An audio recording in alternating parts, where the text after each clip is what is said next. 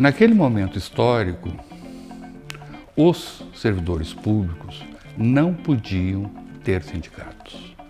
Então, cada secretaria de Estado tinha uma ou mais associações. Quem fazia parte da defesa do servidor eram as associações de funcionários, que tinha em todas as áreas, em todas as autarquias, em todas as secretarias, né? Até 88. Então nós tínhamos uma imensa, muito grande de associações de servidores, que algumas delas já passavam a ter as características sindicais. Quem aglutinava todo essas associações era a FASPERGS, a Federação das Associações de Servidores Públicos do Estado do Rio Grande do Sul. O SINDICEP ele vem da direção da FASPERGS, não? Quando nós estávamos já na direção da FASPERGS, nós já tínhamos jornais em que a gente distribuía, fazia questão de distribuir de mão em mão, de sala em sala e conversar com as pessoas. E foi um momento em que com certeza, conseguimos os maiores avanços na questão dos servidores, que era licença-prêmio, avanços, estabilidade, triênios, essas coisas todas que estão aí até hoje e estão querendo tirar, né? Chegando a 88, e aí que eu quero chegar, criou-se e deu-se a oportunidade da sindicalização. A partir de 89, então, começou-se a oportunizar a ter sindicatos. E aí o SINDICEP, se não me engano, foi um dos primeiros que correu na frente e tentou criar um sindicatão, para tentar aglutinar todos os associados de todas essas associações. A nossa intenção era criar alguma coisa única, criar um plano de cargos e salários, fazer uma coisa mais equânime, mais justa, né? E com esse monte de sindicato que se criou, começou a pulverizar. Cada secretaria ou cada autarquia começou a criar sindicato ali, sindicato aqui, mas o SINDICEP continuou. O sindicato, ele começou como uma formiguinha, né?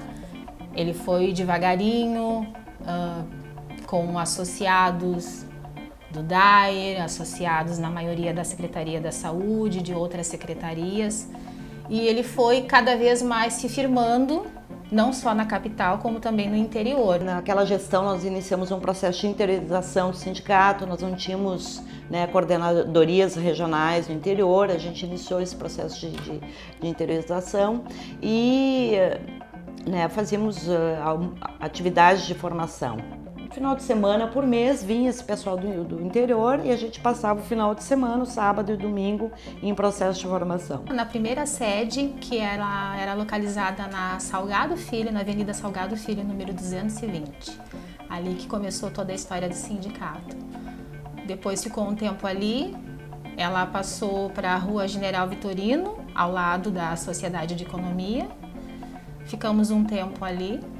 Depois fomos para Dom Feliciano, número 122, Conjunto 12.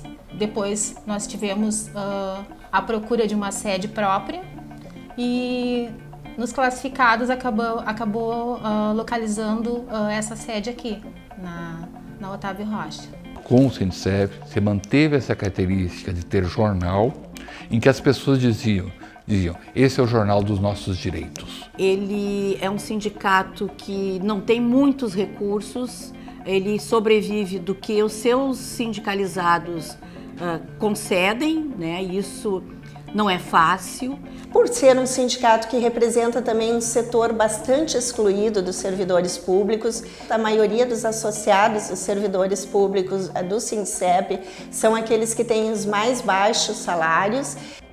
Os salários menores estão nessas áreas: educação, saúde, a segurança melhorou um pouquinho, mas as áreas melhores é fazenda, procuradoria geral e outras áreas menores, planejamento. Nós já fizemos assembleia, inclusive, em praça pública, por não ter recurso para contratar algum espaço, enquanto categorias contratam hotéis e tal, a gente faz isso.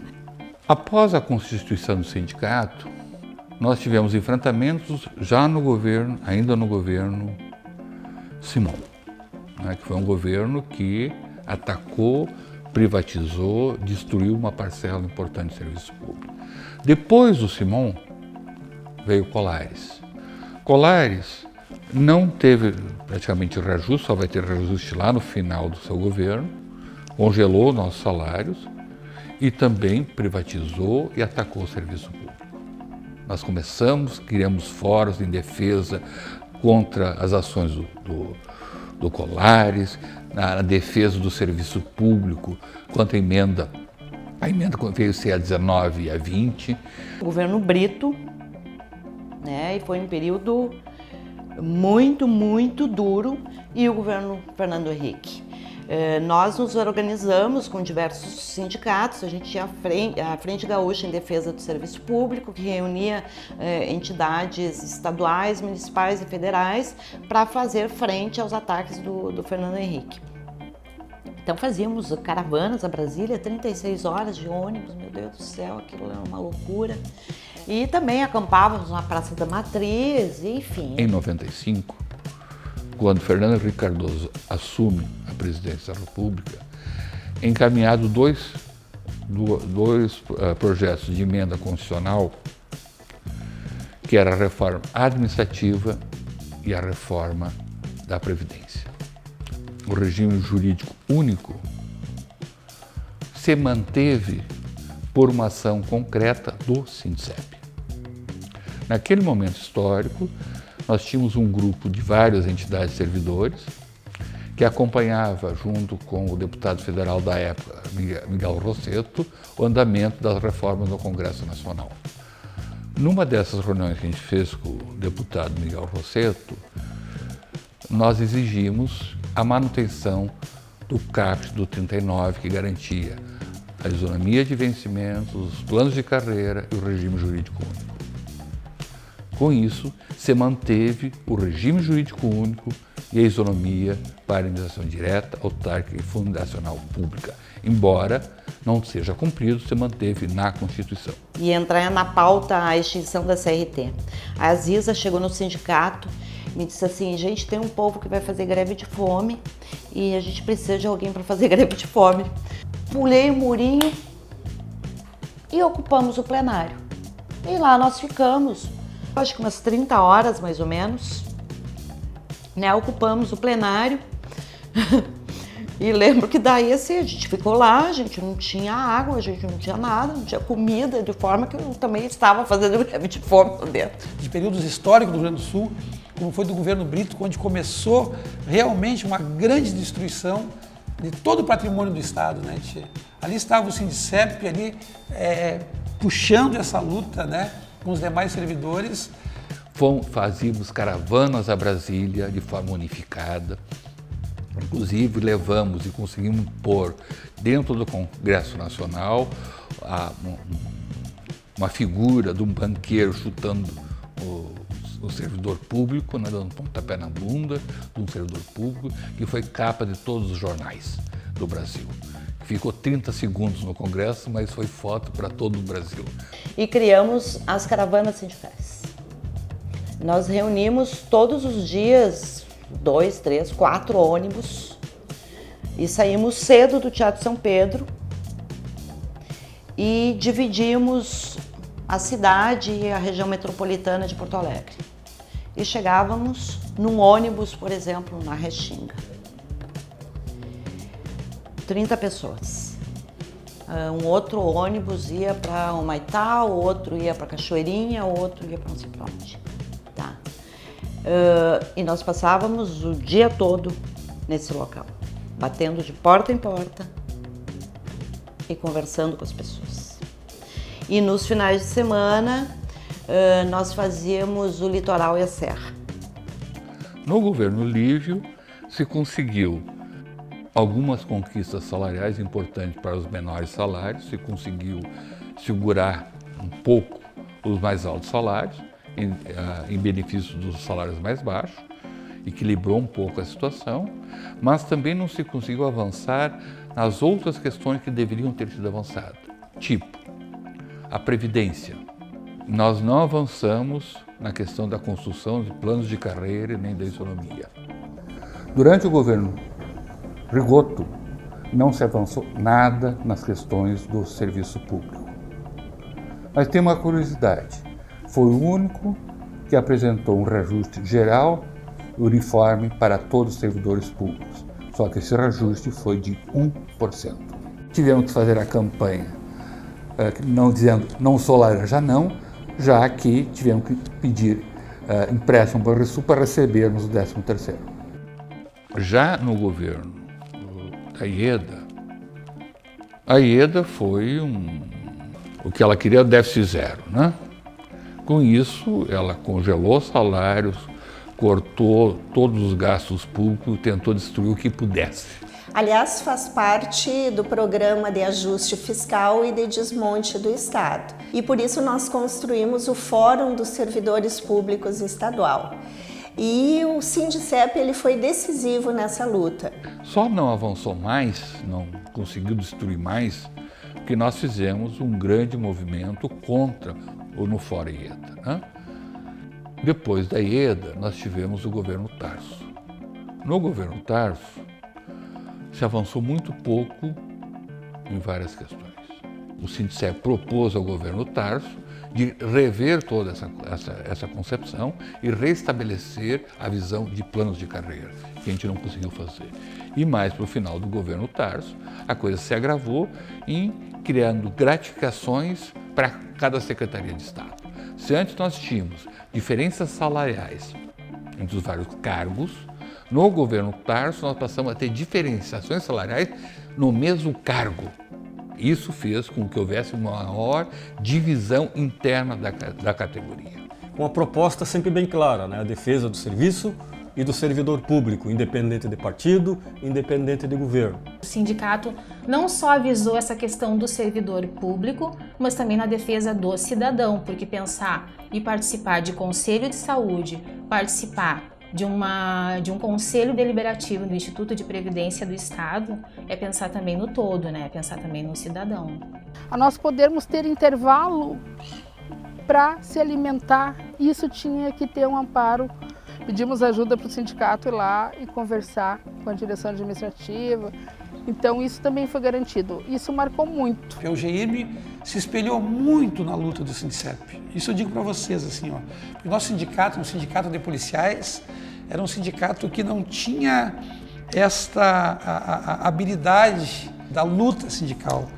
Então, assim, momentos especiais que a gente viveu na nossa luta sindical foi no dia 18 de agosto de 2015, que teve a greve geral, onde todos os trabalhadores se mobilizaram e a gente fez aquela caminhada depois da nossa Assembleia Unificada até lá ao Palácio.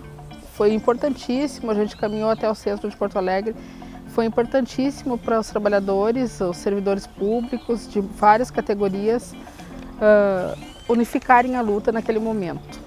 É aquele dezembro de 2016, quando foram encaminhados os projetos de lei, né, que atingiam tanto empregados públicos com a extinção das fundações, quanto servidores públicos, né, legitimando o parcelamento salarial, acabando com licença-prêmio, com vantagens adicionais de tempo de serviço, etc, etc. Nos dias de maior mobilização, talvez 2 ou 3 mil pessoas. E ataques não só aos seus direitos, mas ataques físicos. Nós sofremos ataques brutais de jogar. A gente recebia bomba, bala de borracha, bomba de gás lacrimogênio. Se não conseguiram evitar, né, a extinção das fundações, conseguiram barrar um conjunto de medidas daquele pacote do Sartori encaminhado naquele mês, de forma que hoje ainda nós temos o direito à licença-prêmio, nós temos o direito a adicionais de tempo de serviço e nós temos uma série de outros direitos garantidos. Há um movimento muito forte para destruir os direitos, né, direitos dos trabalhadores que foi conquistado muitos e muitos anos de luta. A gente viu a reforma trabalhista agora, que foi feita pelo governo Temer, a reforma da Previdência que eles estão tentando fazer, que vai ser um caos, que vai beneficiar, todos nós sabemos, somente o sistema financeiro, né? Temos aí as terceirizações, temos aí uma série de coisas que o governo está fazendo aí, não repassando verbas para os sindicatos, daquilo que é arrecadado de todos nós, e não repassa o dinheiro, tentou leis para burlar a cedência dos trabalhadores, né, para poder exercer a defesa do seu sindicato, dos seus trabalhadores. Nós temos que forjar uma unidade cada vez mais ampliada de todas as forças democráticas possíveis para que a gente possa manter, respirar a democracia no Brasil. A construção do Sindicep, mesmo com todas as suas dificuldades, sempre se pautou pela construção da unidade com os demais servidores públicos, seja estaduais, seja municipais, seja federais. Isso aí, como diz a música do Beto Guedes, 1 mais 1 é sempre mais que 2. E a gente vai ter que fazer esse movimento plural. Eu acredito que o Sindicep, ele vai ser ponta nessa luta. E eu vou estar junto com o Sindicep, pode ter certeza. Porque o sindicato não é só aquela direção que está lá. O sindicato é o povo, é o trabalhador. Então é uma maneira de organizar politicamente o povo, de unir os trabalhadores na luta. Sempre tentamos ajudar a organizar uma comunicação alternativa para a defesa dos trabalhadores.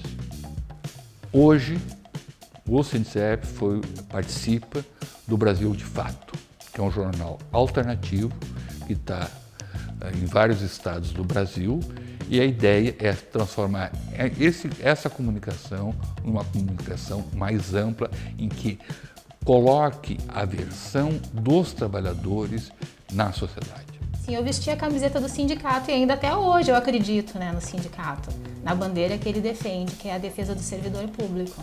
E foi muito importante para a minha construção política, a minha visão de mundo, a visão do trabalho.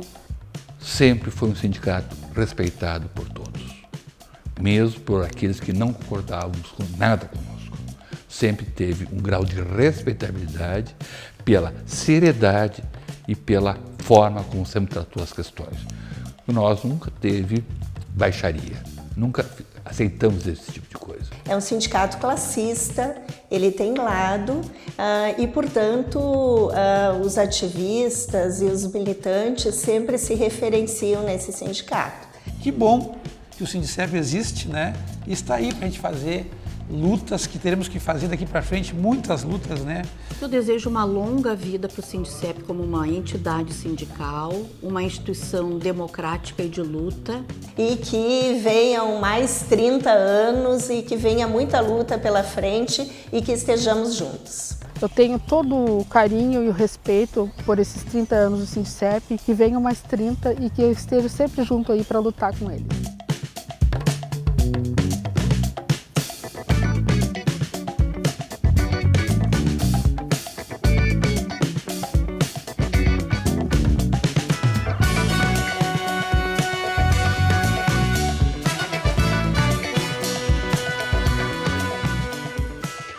Não tem outra saída, né? Se nós não lutarmos pelos nossos direitos, não são os outros que vão fazê-lo.